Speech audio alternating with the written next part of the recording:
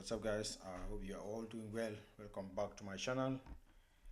Don't forget to subscribe, like the video, and share, please. There are so many things to talk about. So many things.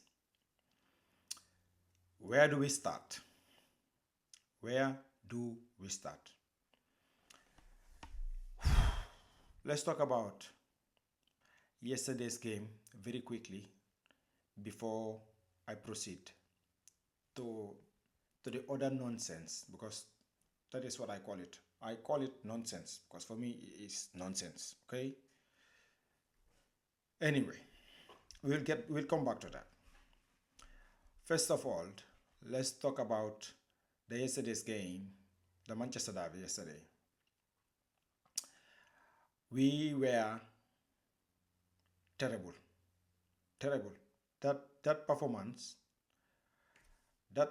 yesterday was shameful, absolutely shameful, shameful for all those players, for Manchester United, for all the fans. Is that what Manchester United deserve? Look, I know you can lose a game of football. You cannot win every time. You can't. My problem is the way you lose the game.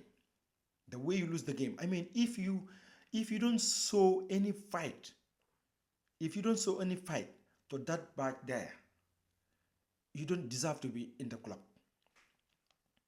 I will come back to Ruben Amorim. But first of all, the players.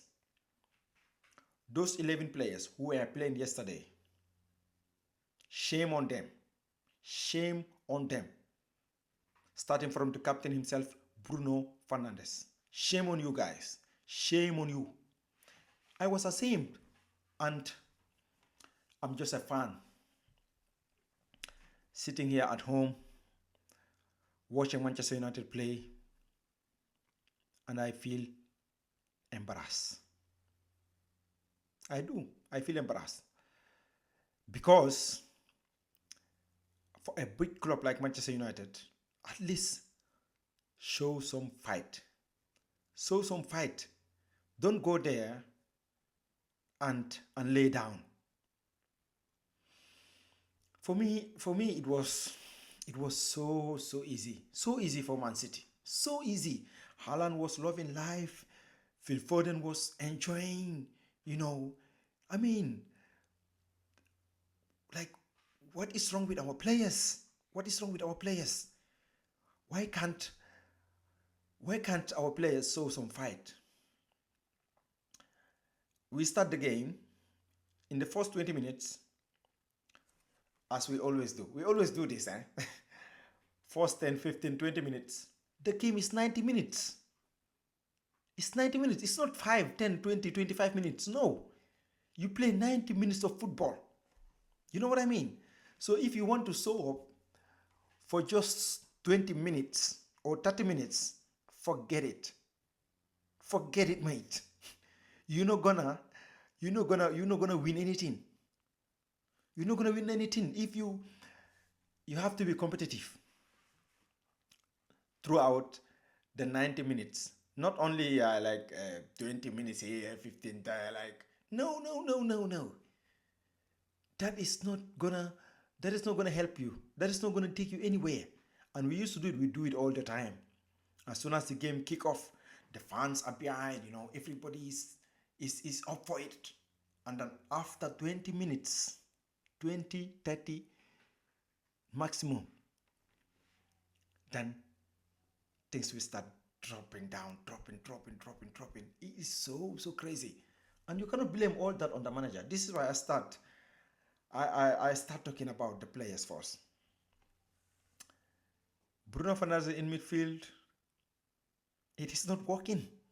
It is not working. I don't know, but I personally think he can do better. I don't know though, when will that change? Like, when will Bruno Fernandes play in another position right now? Because we have Cunha, we have Mbomo, and we have Mason Mount, Joshua Zexi is still there. So Bruno Fernandes is not going to play as a number 10, is he? He is going to play in midfield as he did yesterday. His partner, Ogate, terrible. Terrible, terrible, terrible. Ugarte, like people are saying, yeah, he did well. He did.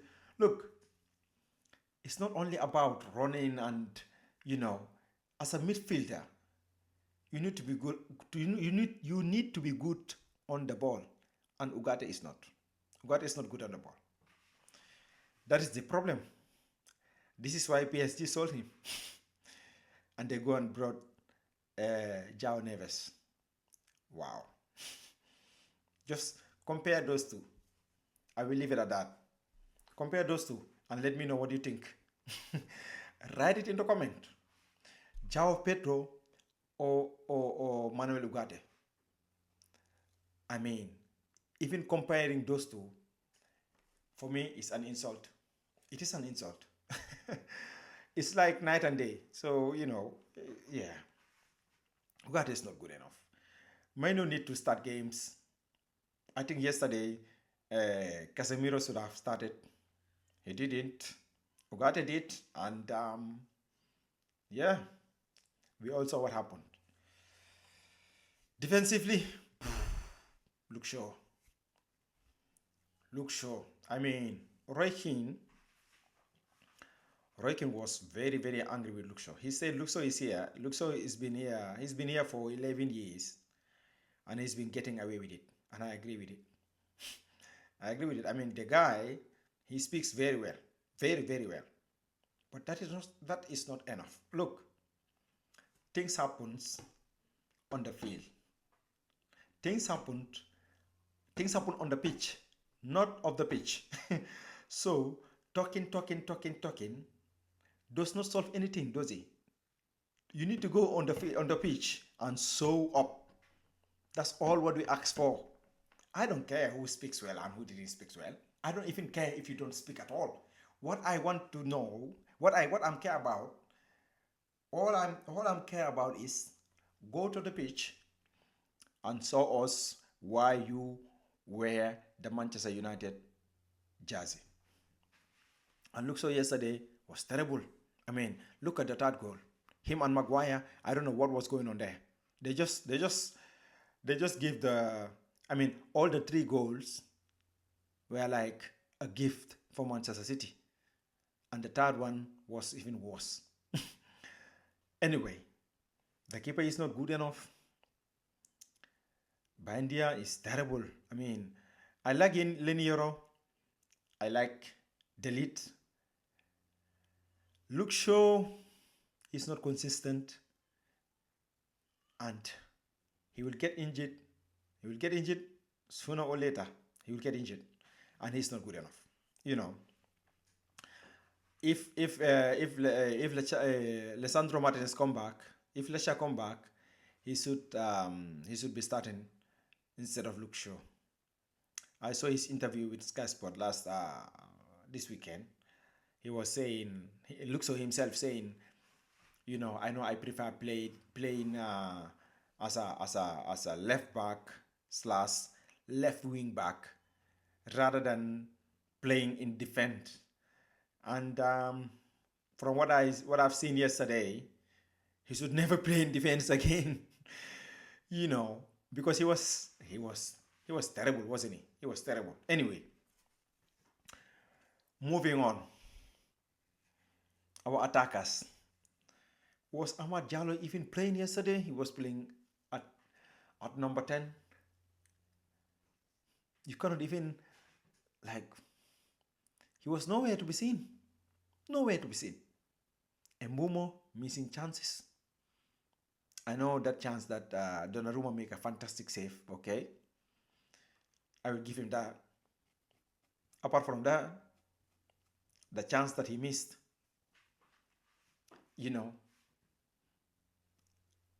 Sesko, what can you even say about him?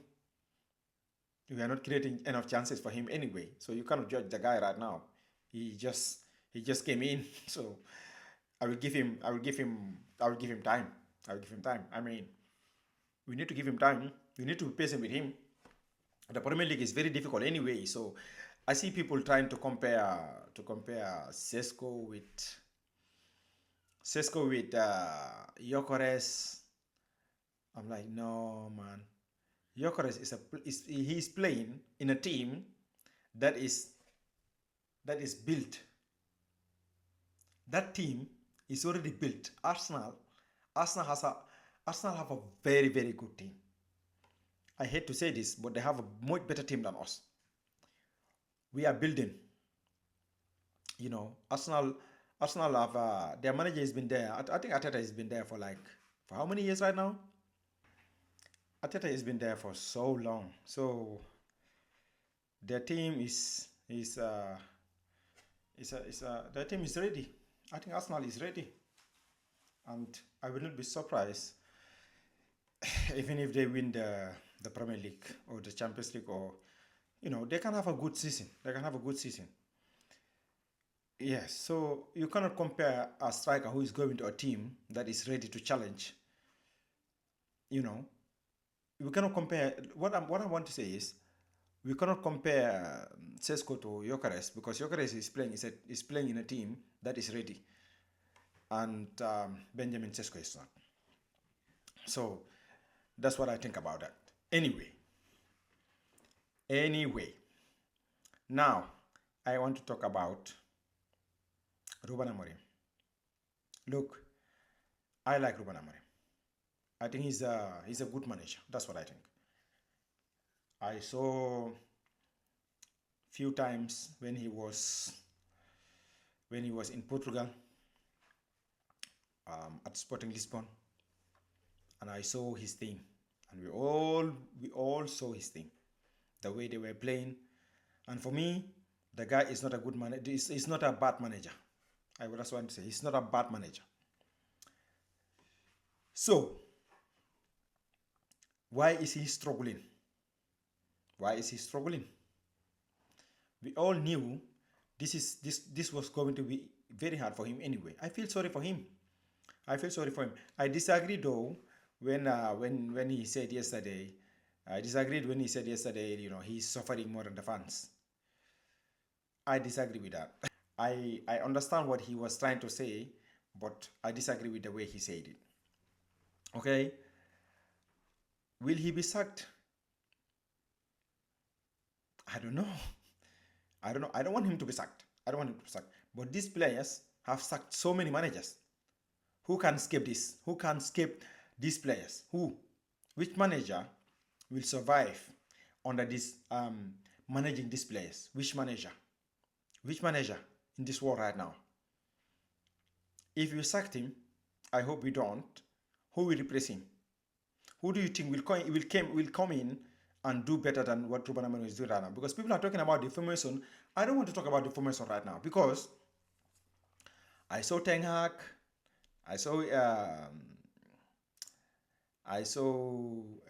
Ole Gunnar Solskjaer, I saw Jose Mourinho, Van Gaal was there, and he never worked. Where are they? They have all been sacked. So I think Ruben Amorim should remain at Manchester United, and the club should back him and support him, and try to find good players for him. It was so unlucky for him that he couldn't get a midfielder like Carlos Baleba. So I think he should stay unless things go very very bad. I think he will remain, and I think if these players, because we have good players, let's be honest. I saw some reports saying that Ruben Amorim believe the problem is not his system, but the problem is the players' mentality. I agree with this. We've been watching these players for so long. We know how they are. They can turn up whenever they want. It's like they pick and choose. They pick and choose when to turn up and when not to turn up. So when journalists are saying like Ruben Amorim believe the problem is not his system, but it is the players themselves. It's the mentality of the players. I agree with this. I agree with it. And I hope he stays. Next is Chelsea.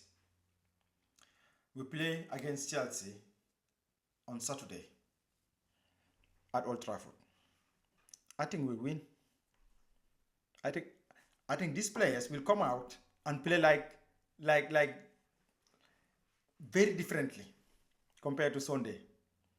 Trust me. I know these players. That's what they do. So this is why I hope I think we will beat Chelsea. But anyway, that is next week. That is next weekend.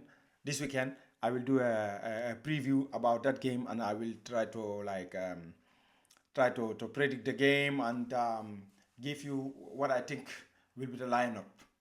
I think he will make some changes based on the performance yesterday. I think he will bench some players. Yeah. So yeah, that's it for today's video. And make sure you like the video, comment, and say please to support the channel grow. And I will see you next time. Thank you for watching. Take care. Peace.